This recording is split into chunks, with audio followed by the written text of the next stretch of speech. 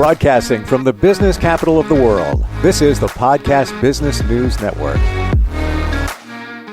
And welcome back, everyone. It is something that challenges all of us in some way, in some form. For many of us, it can be elevated and it can be crippling. I'm talking about anxiety. And there's lots of ways to deal with anxiety. There's meds, there's holistic medicine. How about Chinese medicine? How about acupuncture? Didn't realize, I had no idea that acupuncture can help with anxiety. We're going to go to the professional of the year who knows all about that. Dr. Kelly Liius is back with us. How are you doing today? I'm doing good, Steve. How are you doing? Real good, real good. I had no idea. Anxiety can be, I'm going to say, curtailed. Tell us, what can acupuncture do for somebody suffering from anxiety? Well, in Chinese medicine, anxiety is kind of like the shen got disturbed.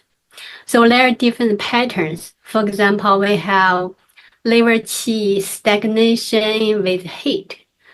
We have heart and spleen qi deficiency. We have heart yin deficiency. We have kidney yin deficiency.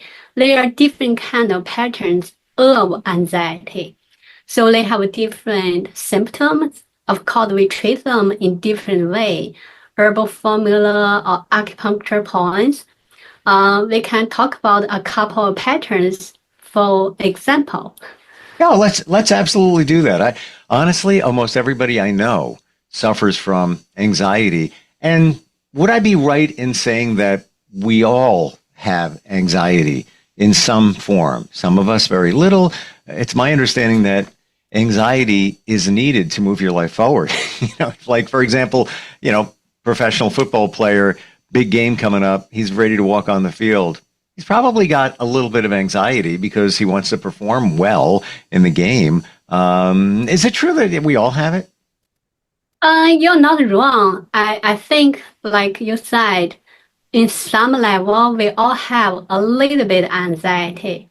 But if the anxiety is too much, then it will cause problem. Let's talk about the one pattern. For example, liver qi stagnation with heat.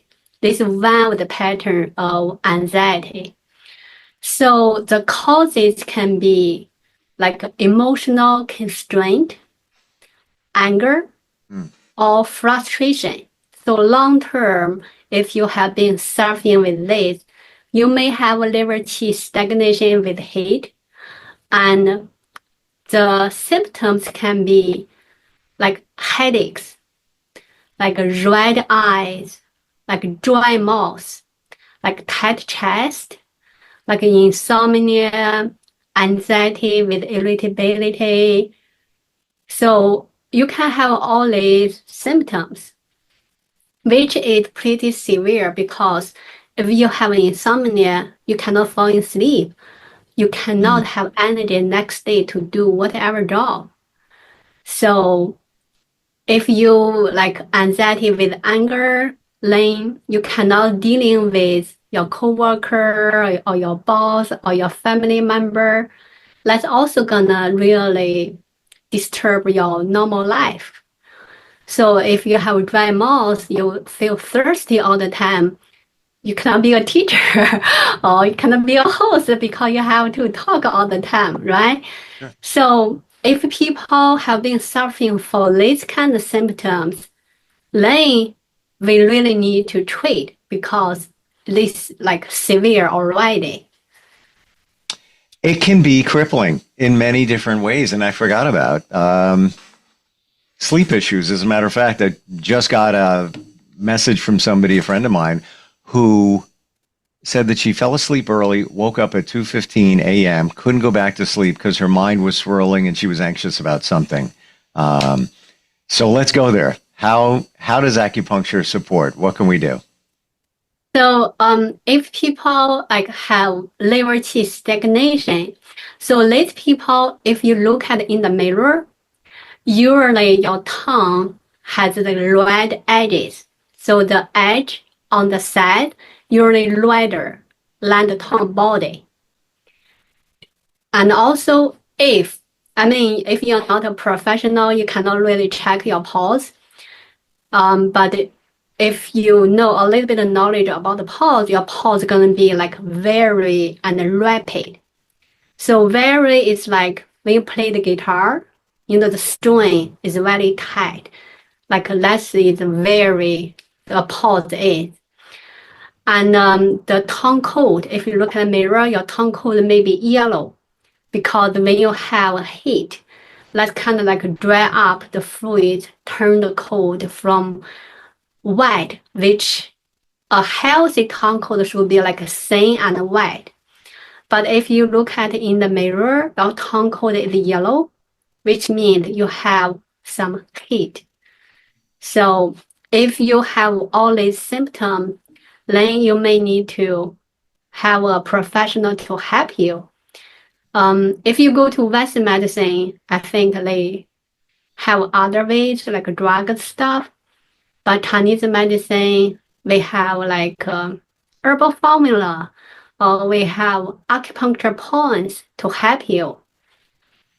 They are both effective. And I have patients come on in for anxiety. She take herbal formula also come in for acupuncture every week. So she said her anxiety got control. So, Dr. Kelly, I want to go back to the appearance of the tongue. What would be considered normal? So a normal tongue, the color of the tongue body should be kind of like pink. And the tongue coat shouldn't be too thick. And the color shouldn't be like yellow. I check all my patients' tongue when they come in. I saw some of the patient's tongue coat is very thick. Very thick. That is a sign your spleen not strong enough. Basically means you cannot really digest the food you are taking in. So showing up on your tongue, you cannot have some food stagnation. So that's why when I see patients have a very thick tongue coat, I will ask them, do you drink cold water? Do you eat cold food? Because if you're doing that, your tongue coat is telling me you're doing the wrong thing because you have the food left in your body you cannot use. So your tongue telling us a lot of information. So, and we've talked about this before, how in Chinese medicine, it said not to drink or eat cold foods. That your body is looking for something warm for a number of reasons. So let's say you don't drink or eat a lot of cold things, but occasionally you do. Is that going to reflect right away or very soon in the appearance of your tongue? Or it's over a period of time of eating cold things and having cold drinks? I think it is both. So also depends. Like some people, like me, my body is very sensitive. If I eat anything not very healthy, my body gonna reflect almost right away. Doesn't go to the next day or something. If I eat too much meat, my tongue coat is greasy. I can tell. I look at the mirror, I'm like, oh, you need to slow down on the meat. Because the tongue coat is telling me I cannot digest that much of meat. So I will eat more vegetable instead of meat. And if you, for example, other patients, they have very thick, coat. I can tell they have been continually eating maybe a lot of meat and drinking cold water, cold drink. So it's accumulation. So in that way, it's both temporary and long-term will reflect on your tongue. I find it amazing how the body can acclimate. For example, you said you're very sensitive in terms of what you eat. I'm a little sensitive in that if I try to clean up, and I've eaten fairly well for a while. If I eat, some garbage, right away I feel it. But if I get on a habit of eating things that aren't really good for you, my body's okay with it. Like I don't notice discomfort or just, something that doesn't feel right. But that doesn't mean that's what you should be eating. It means that your body's putting up with it and is getting used to it, because everything's a habit. Everything we do, every moment is a habit pretty much in our life. So why not get in a better habit of eating better? So when you work with somebody, Dr. Kelly, using acupuncture for anxiety, where are the needles going in, and what's the theory behind it? So it depends on which pattern. For example, for the liver qi stagnation with heat, so we need to soothe the liver qi, right? Soothe the liver qi, we will pick up the points. Like there is one point on the foot. It's called liver 3, or in Chinese, pinyin is called tai chun. So that point can soothe the liver qi. Also on the hands, like very similar location, we have Li4. In Chinese, is like 合谷.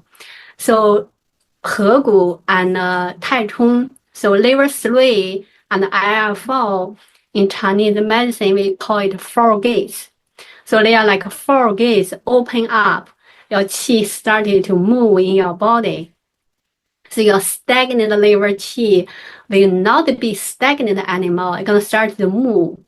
That's actually very interesting, because I have some very sensitive patients. After putting the needle, they literally told me they felt the qi start to move in their body. Wow. Yes. And I felt it too, because I do acupuncture on myself. Not every day though, but I do sometimes feel like the qi moving in my body. So usually I will tell the patient, that's good, means you're very sensitive, your body responds. So that's a good thing. Amazing. In all the times that we've gotten together, that's the first time we've actually talked about that, where somebody can feel the qi. They can feel a difference. And was it pretty instantaneous, just shortly thereafter when you started the acupuncture, that they said they felt that? Actually, it really depends. Some patients telling me even after I remove the needle, they still feel it. They're like, Dr. Kelly, did you remove the needle? I said, yes. They said, I still feel the qi moving. Wow. So I said, good. So your qi really like moving in your body, doesn't matter the needle in or not. So that's good. How do you describe that feeling? How do I describe? Well, we are human being, we are living, right? We are alive. We're supposed to have everything moving around, right? The qi, the blood. So if you feel that, it just means you're more sensitive, and I guess it's you're just more acceptable to like acupuncture, to this treatment, and even a wider range is kind of like you're more sensitive to the nature, to accept the energy.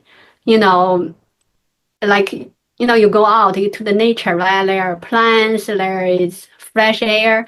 Some people just feel right away, feel like very fresh. That's a good thing. Some people actually, in general, I'm not judge anybody, but in general, I think one of my teacher told me, if a person is kind of like big, usually that group of people kind of like have blockage in their body. So this group of people not so sensitive, because it kind of like blocked, right? When your body have blockage, you don't really feel something like that easily. But like on the other side, like more a little bit like a skinner person, they're usually more sensitive because less blockage. So they can sense like, different people have different energy, or like you go to somewhere. Some people say if you want to buy a house or something, if you bring a baby, the baby either cry or stay calm or like happy because the baby can sense the energy of the of the house. It's the same thing as a human being. Like even the adults, we are not so sensitive to the babies because adults, when we grow up, we kind of have like all the information, good or bad. Some of our senses kind of got blocked. We cannot sense. But babies, they are so open, they are so sensitive, they can sense a lot of things, good or bad. They can feel that right away.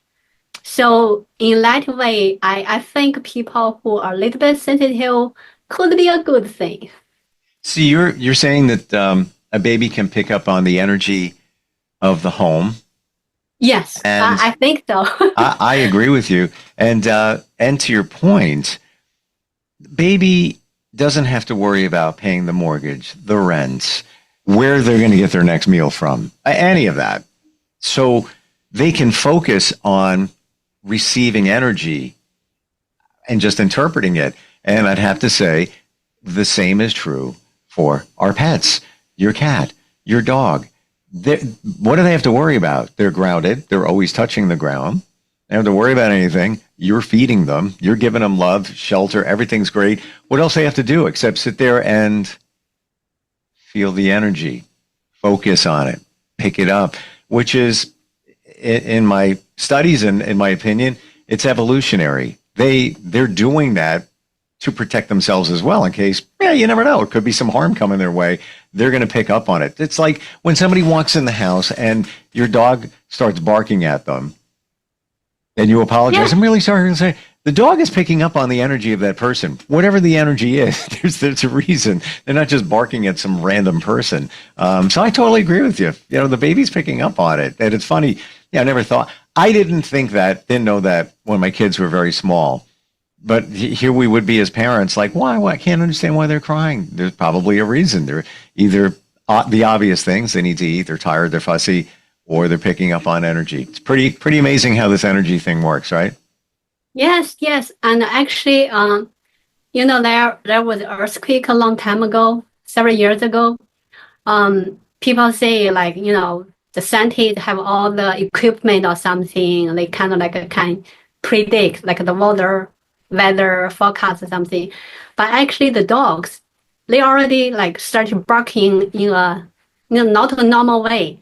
Like, people are gonna say like, why the dog barking in like such a way never barked before? Because they feel something different. They feel like you said, they feel something wrong, something big gonna happen. So they bark in a very, anxious way to let human being know. But some human being maybe like they're too not so sensitive. They didn't even know all the dog bark for the safety. It's not safe or something gonna happen.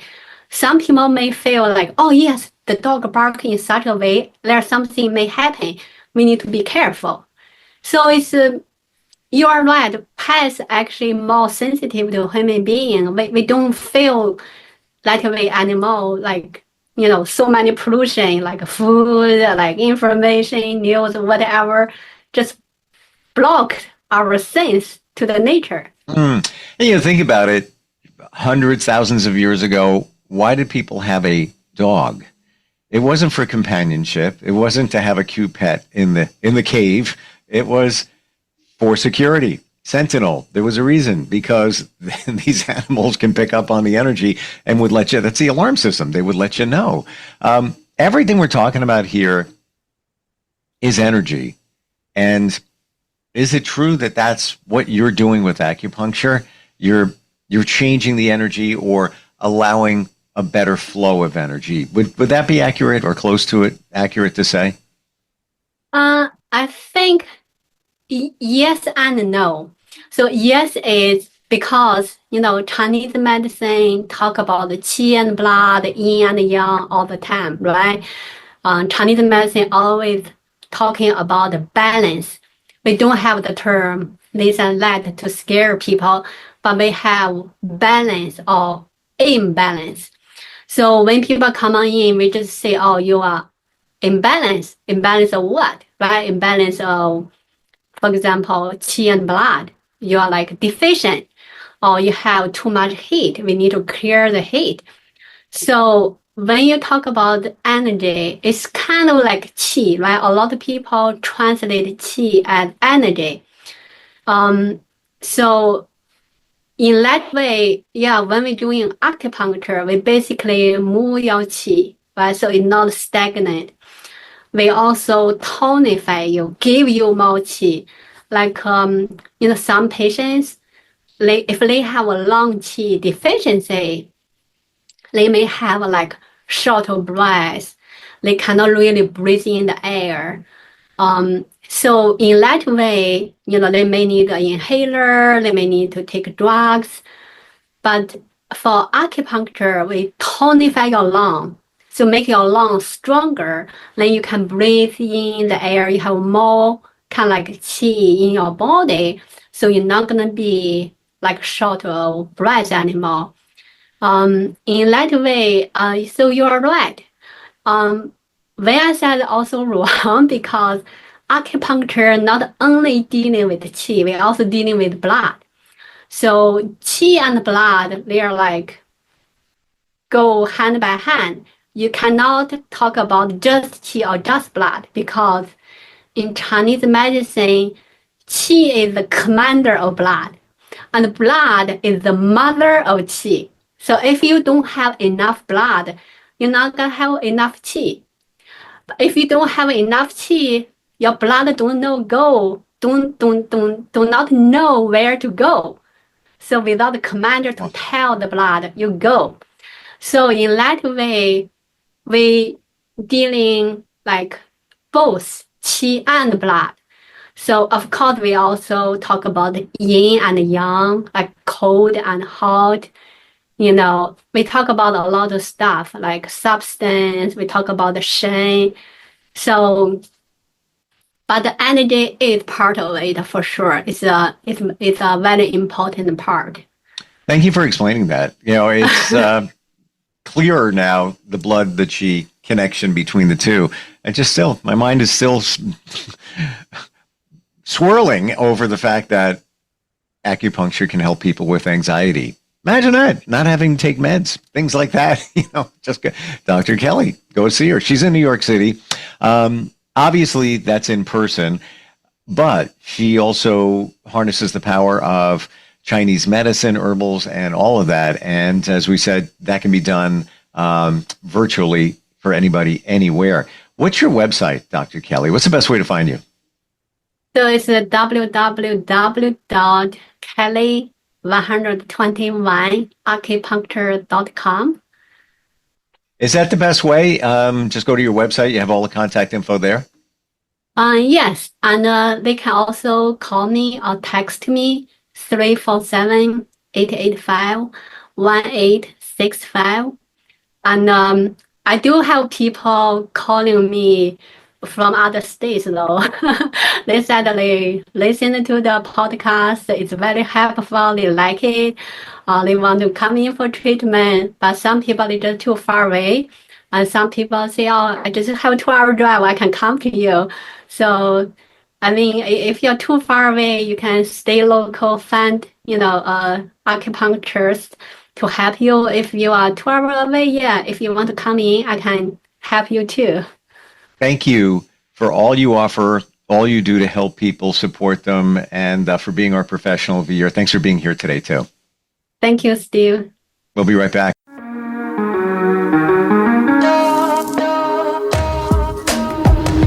Broadcasting from the business capital of the world, this is the Podcast Business News Network. Hi, this is Terry Crews, actor, former football player, game show host, father of 5, and all-around big dude. I'm also an expert on drama. I know all kinds of drama. There's the good kind that comes with having a house full of kids. There's the bad kind like season-ending injuries.